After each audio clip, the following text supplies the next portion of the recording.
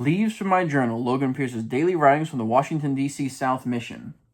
Day 112, July 18th, 2006. We taught SW today. No, that's a lie. It'd be closer to the truth to say that we saw SW today. Not a lot was taught to her, but I learned something today. There is opposition in all things, and Satan has great power. Great meaning large or immense. We use it in the pejorative sense. Homer, bad man, The Simpsons. I'm not going to repeat what happened. If you want to know how it went, just read our troublesome meeting with SW on day 108. It was more of the same.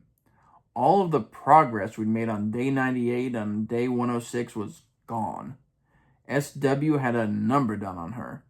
The damage done by her church elder was greater than I'd first assumed. SW was basically told by her quote-unquote elder from her quote-unquote non-denominational church that if you can't find it within the Bible, it's not from God. So, bye-bye premortal life. I tried to share Jeremiah 1:5 with her. SW said, I know you showed me that scripture before, but it doesn't say we all lived with God in some spirit world. That's when I saw it. It was a piece of paper, blue paper, that was sticking out of SW's Bible. During our whole meeting today, SW kept glancing at it. Written on that blue paper were lies and misrepresentations so great that they might as well have come straight from Satan himself. It's almost as if the devil spat directly onto the page to form those false words.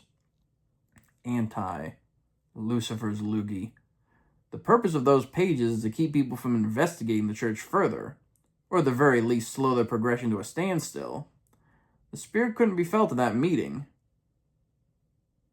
It might have had something to do with the fact that we didn't meet in Sister H's home. Sister H is busy this week, so we got an exchange and met in SW's home. It was the first time I'd met with SW in her home since our first contact with Elder BU on day 26. We didn't talk about the atonement of Jesus Christ. We didn't have time. The whole hour was taken up hearing all the questions SW had. She told us a little about her meeting with her elder. He told her, the Mormons believe that they can be equal with God. They believe that they can become gods. Did they share this with you? Poor SW, sitting there with a deer-in-the-headlights look on her face, answers timidly, No, they didn't.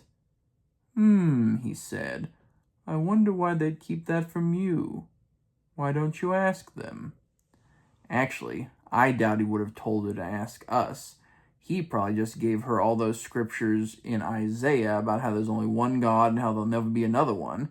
He hoped she'd read those, and that would be the end of SW's interest. If that's the case, he didn't know SW very well. We didn't have control over this meeting. As much as I'd like to answer SW's questions, Elder Pierce and I agree that we should lead with Elder Bruce R. McConkey's talk right out of the box at our next meeting. Invite the Spirit early. Bear sincere testimony. Commit her to read from the Book of Mormon. That's what we've got to do. SW is never going to truly progress until she gains a testimony of the truthfulness of the Book of Mormon. No more messing around. Next time, we're going there to teach. For those of you who thought you heard the last of NB, you were sorely mistaken. After our disappointing yet optimistic for the future meeting with SW, we headed home. On the way home, we had some people we'd planned to contact today, so we were going to check on them, taking a shortcut through NB's apartment complex. N actually lives in a nice townhome. The complex is set up with a ring of apartments on the outside with nice townhomes on the inside. We met N on his way to the laundromat. We talked with him for a while. It was agonizing. N's a card-carrying Jehovah's Witness. He's so happy. He can't wait till he's certified, then he can go out as an official Jehovah's Witness spreading the word. The line that N said to us that really stuck out to Elder Pierce was, I don't have a chance for heaven. That sent up a red flag in our minds. Let's see, who was it that wants us to think we don't have a chance of getting into heaven? If you answered Jehovah, that is incorrect. The correct answer was Satan. But that's it for today. Thank you for listening. Be sure to like and subscribe, and I'll be back with more Leaves from my journal. Until next time, bye.